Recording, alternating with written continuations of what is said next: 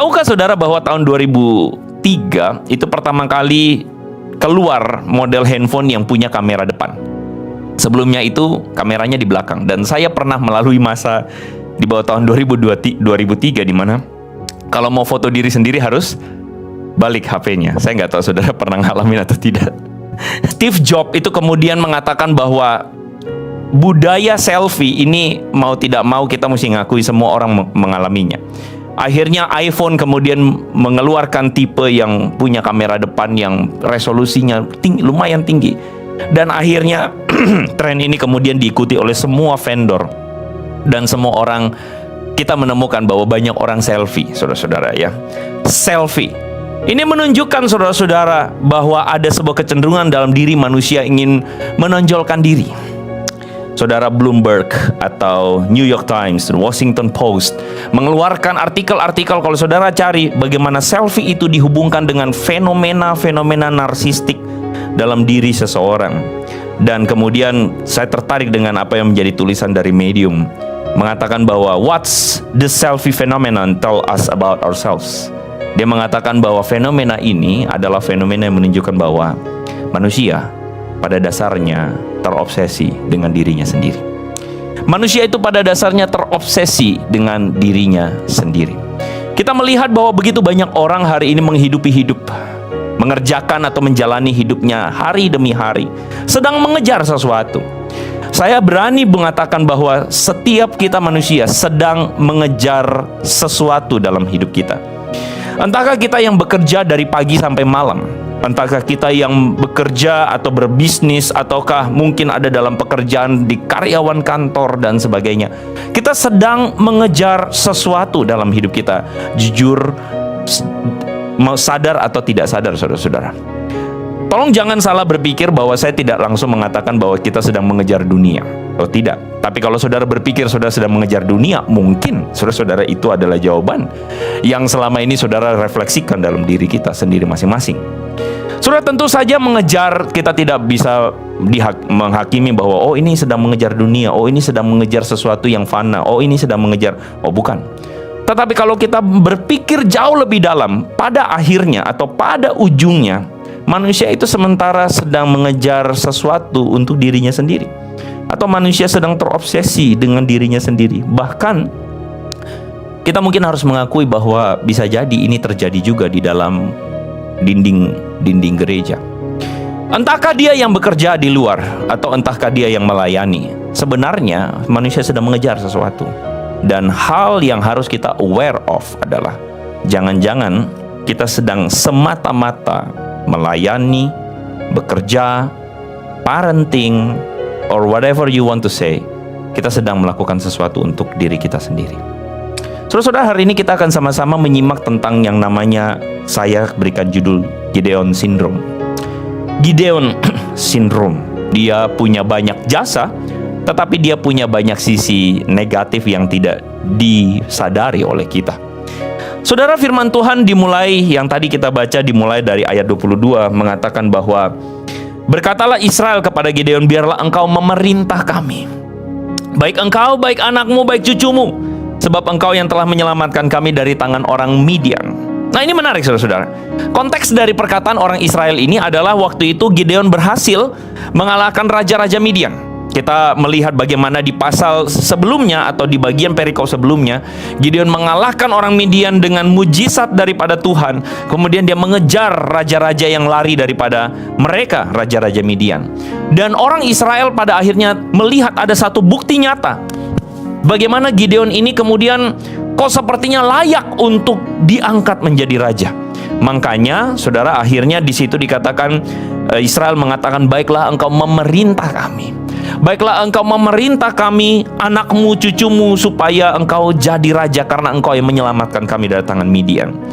Tetapi menariknya saudara-saudara, Gideon kemudian mengatakan bahwa, well, aku tidak akan memerintah kamu.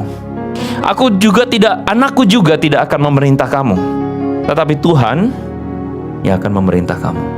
Wah saudara, kalau saudara lihat perkataan Gideon ini, saudara, saya kira kita kemudian angguk-angguk gitu ya. Kita kemudian merasakan, wah luar biasa Gideon ya. Dia ditawarkan posisi tertinggi sebagai seorang raja, tetapi dia menolak. Kayaknya humble sekali, saudara-saudara ya. Lalu saya setuju, Gideon menolak jabatan tersebut. Tetapi kemudian menariknya di ayat yang ke-24, Gideon kemudian melanjutkan dengan perkataan, "Satu hal saja aku minta daripada kamu. Baiklah kamu masing-masing memberikan anting-anting dari jarahannya."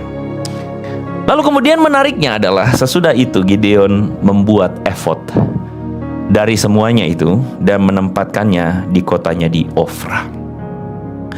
Saudara, kisah ini seringkali dilewatkan oleh banyak orang.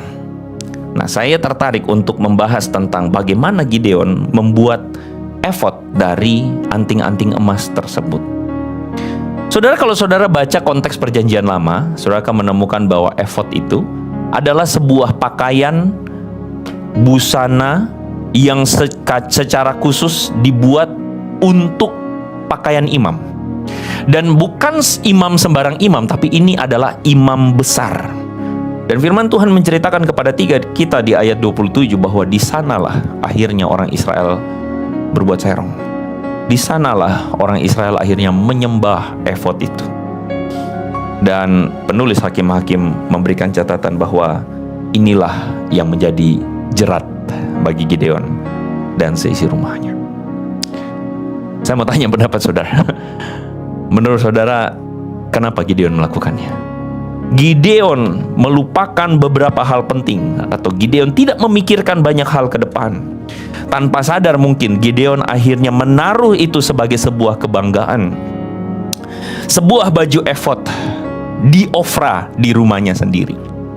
Dia menaruh itu sebagai kenang-kenangan dan kemudian mungkin saja, menurut saya tanpa sadar dia akhirnya membuat ini menjadi sebuah kenang-kenangan yang membanggakan untuk dirinya.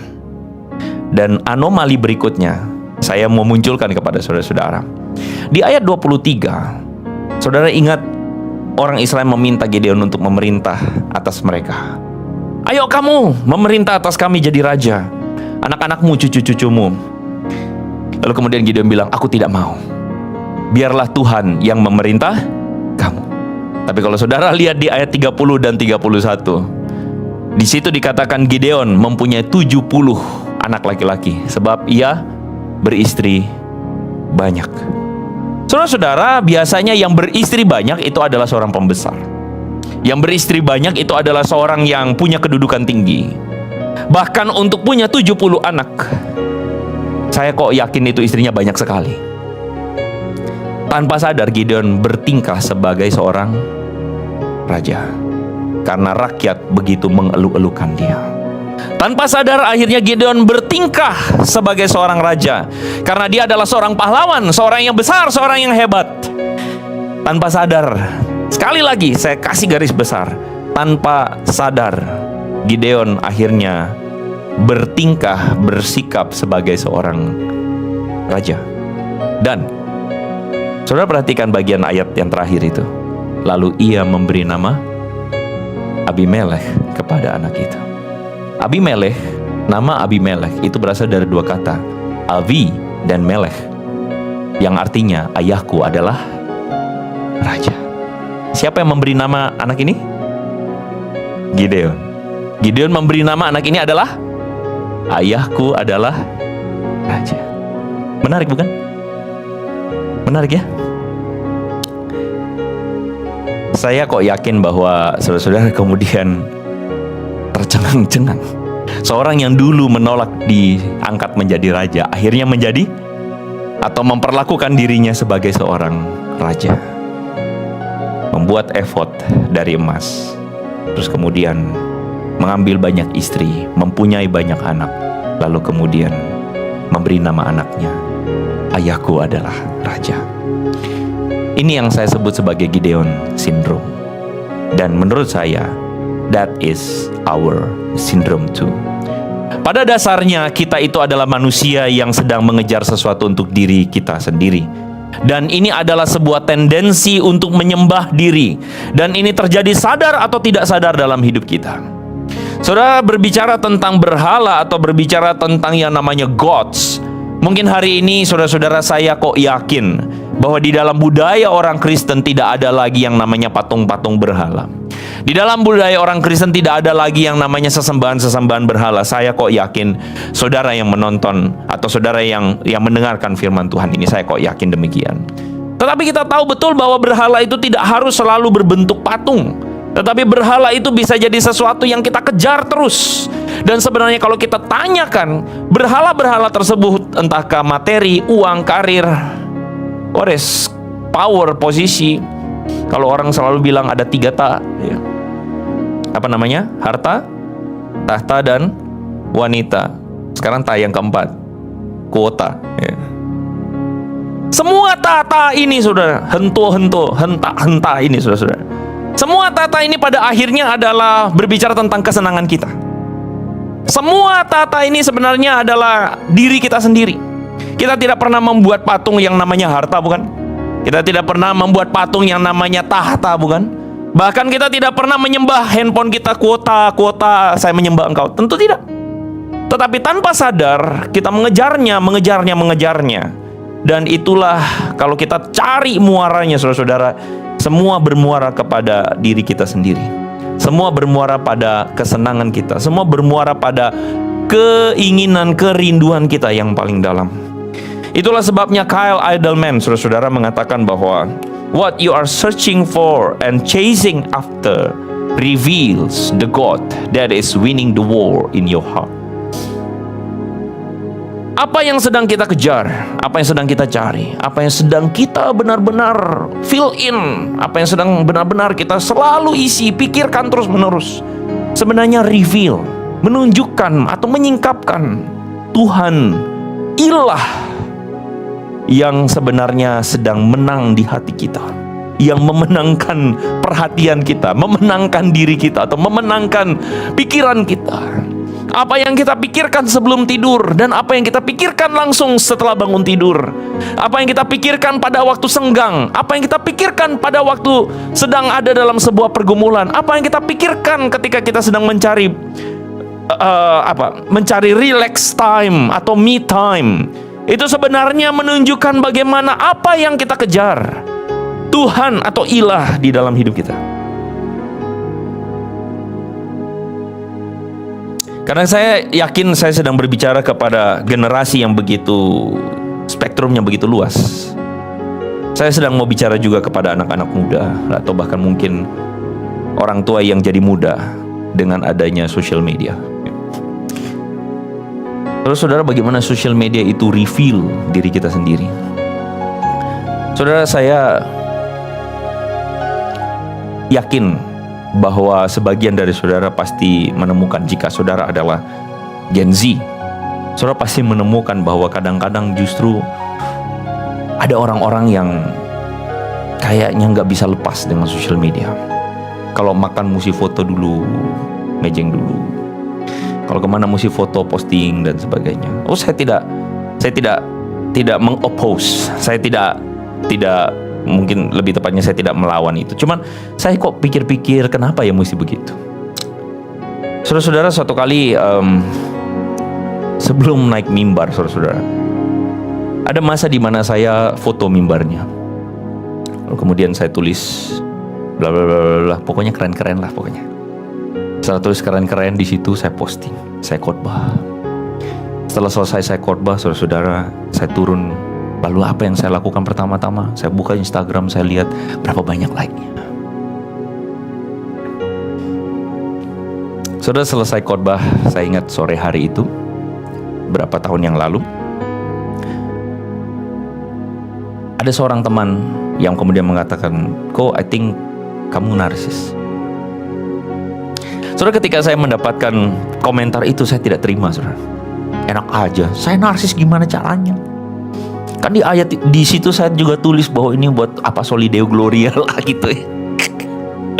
Pokoknya ada soli deo gloria lah, segala kemuliaan bagi nama Tuhan, saudara. Tapi saudara tahu, malam hari sebelum tidur saya benar-benar memikirkan lagi, karena perkataan itu mengganggu saya. Seorang teman ini adalah seorang teman yang dekat, dan dia bilang, "I think you narcissist, and my sister told me so." Lalu saya berpikir, Tuhan, apa betul memang saya narsis? Akhirnya saya sadar waktu saya buka timeline sosial media saya. Iya ya, kok banyak gambar-gambar saya juga ya. Iya ya, saya terobsesi dengan begitu banyak like. Saya terobsesi dengan begitu banyak penerimaan orang. Iya ya, kalau saya lihat di timeline saya menemukan bahwa imaji ini lebih banyak bicara tentang Andre Tunggal daripada Tuhan. Saudara, malam hari itu saya betul-betul berpikir panjang sekali. Dan kemudian malam hari itu saya memutuskan untuk berhenti dari sosial media. Saya bukan lagi menceritakan saya hebat, tidak. Tetapi ada dua alasan saya berhenti. Karena yang pertama soal masalah narsistik, dan yang kedua adalah soal timeline feed yang muncul di Instagram saya. Feednya banyak cewek-cewek melulu, selebgram melulu. Dan saya sadar, wah ini membentuk cara pikir saya melihat perempuan. Akhirnya saya agak lupa, mungkin itu 4-5 tahun yang lalu saya berhenti total dari Instagram dan saya tidak pernah lagi buka Instagram. Kenapa? Karena saya belajar untuk mendetoks diri saya dari kecenderungan-kecenderungan itu. Sekali lagi, once again, saya tidak sedang mengatakan bahwa saya hebat, dan saya tidak sedang mengatakan bahwa Anda harus melakukannya. Tidak. Saya bukan sedang mengatakan bahwa Instagram itu pasti toksik. Tidak. Karena mungkin sebagian orang memang harus bekerja dengan Instagram. Bukan hanya Instagram, juga platform yang lain. Bahkan even saudara mungkin bertanya, loh Pak Andre kan juga di YouTube. Bahkan saya bersyukur kepada Tuhan, jujur, sejujur-jujurnya, jika tidak ada momen itu, mungkin saya sekarang sangat narsis sekali. Saya tidak pernah memikirkan diri saya menjadi seorang YouTuber. Sama sekali. Saya tidak pernah memikirkan bahwa saya akan jadi terkenal. Saya pengen jauhkan diri saya dari situ, karena saya tahu itu bisa menjadi jerat buat saya. Tetapi saya tahu betul bahwa ini bisa menjadi musuh yang besar yang tidak saya sadari. Dan bisa jadi, saudara-saudara, saya bukan mengejar kemuliaan Allah, tetapi pada akhirnya saya mengejar kemuliaan hanya untuk diri saya sendiri. Saudara-saudara, saya sedang menceritakan kisah saya. Yang saya ingin katakan, once again, it's not talk about me. It's about how bagaimana kita selalu harus sering mengingat bahwa diri kita ini adalah pelayannya. Kita ini adalah hambanya. Kita bukan Tuhannya. Kita bukan rajanya. Kita bukan artisnya. Kita adalah hambanya. Dan semua yang Tuhan percayakan kepada kita, biarlah semuanya kita balikin kepada Tuhan. Bukan dengan slogan Soli Deo Gloria. Bukan dengan slogan yang mengatakan, oh, wah kamu bagus ya suara kamu dan sebagainya. Oh ya itu Tuhan. Saya kira bukan itu. Tetapi pada akhirnya jauh dalam hati kita sendiri yang paling tahu. Jauh dalam hati kita sendiri yang paling tahu. Kenapa kita mau tetap mengambil bagian di mimbar? Kenapa kita mau melayani Tuhan? Kenapa kita mau muncul mungkin di depan kamera? Kenapa? Semuanya itu kenapa? Saudara, saya kira pada akhirnya ini menjadi pergumulan kita. Dan saya harap bukan saudara pikirkan waktu khotbah ini, tetapi saudara pikirkan setelah selesai khotbah. Bahkan waktu sebelum tidur, bahkan sampai besok, sampai lusa. Bukan hanya soal exposure di sosial media, tetapi apa yang saudara sedang kerjakan, apa yang saudara kejar, apa yang saudara lakukan setiap hari. At the end, ini apa dan siapa yang sedang dibesarkan, siapa yang sedang disenangkan, siapa yang sedang dimuliakan. Kita dipanggil untuk menghamba seperti Kristus. Menghamba seperti Kristus. Menyadari bahwa sebenarnya kita ini dipanggil untuk melayani seperti Kristus. Saudara-saudara, satu kali ada seorang teman bertanya, atau seorang mahasiswa bertanya kepada saya. Dia mengatakan bahwa dia sulit percaya kepada orang Kristen. Kenapa? Karena bukan orang Kristennya, tapi agama Kristen. Karena dia mengatakan Tuhan itu nggak fair. Kenapa Musa itu tidak boleh masuk tanah perjanjian? Kenapa, saudara? Ya kita tahu karena Musa getok batu, kan begitu kan ya. Terus kemudian Tuhan ngamuk. Terus kemudian dia mengatakan gini, Tuhan mah aneh-aneh, ngambek karena hal yang bodoh. Loh, apakah Musa tidak melakukan kesalahan yang lain? Karena hal yang begitu terus kemudian dikatakan Tuhan ngambek. Aneh ya. Kelihatannya aneh, saudara-saudara. Tapi saudara-saudara, hari itu Tuhan memberikan hikmat. Dan saya memikirkan kembali tentang kisah Musa ini, saudara. Sejujurnya saya memikirkan kembali kisah Musa ini. Saudara, firman Tuhan menceritakan kepada kita bahwa Musa itu kemudian dikubur oleh Tuhan. Dan sampai hari ini orang tidak pernah tahu di mana kubur Musa. Setuju ya? Saya mau tanya, jika seandainya Musa berhasil masuk tanah Kanaan, apa yang terjadi dengan Musa?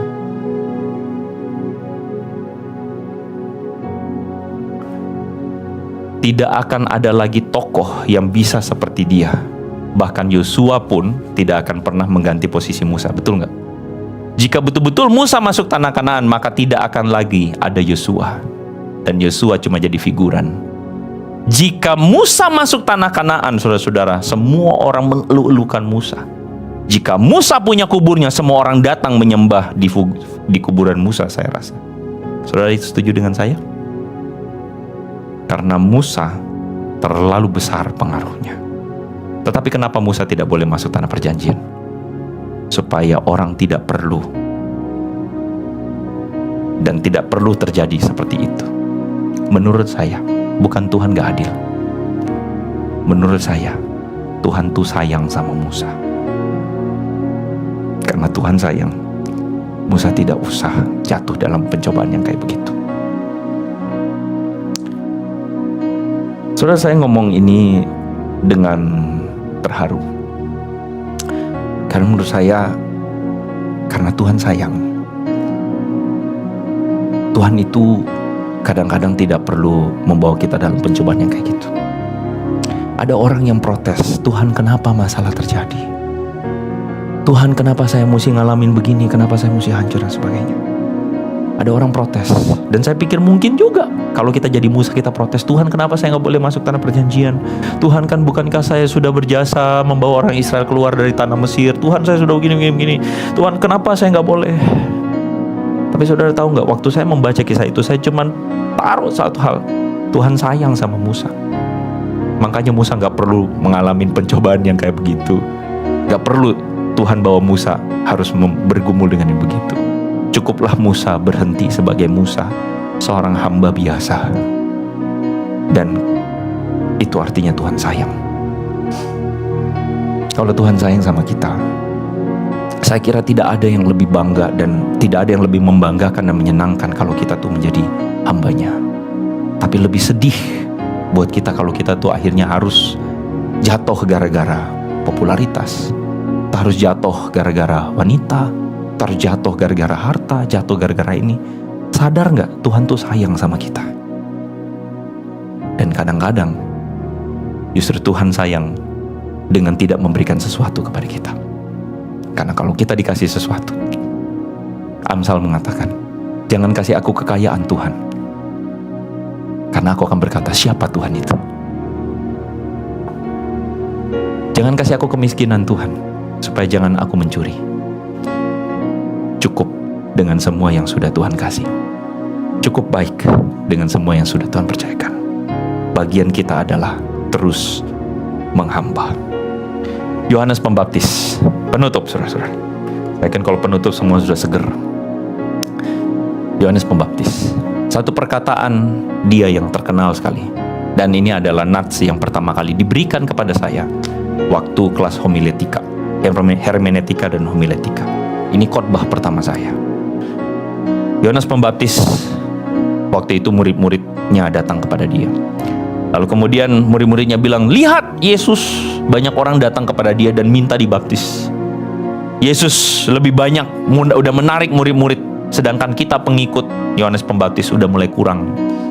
Kalau ibaratnya sekarang, lihat ada gereja lain yang makin banyak orang datang kepadanya dan kita makin kurang. Mungkin saudara-saudara. Tapi kemudian Yohanes Pembaptis mengatakan satu perkataan yang baik sekali. Dia bilang, He must become greater, I must become less.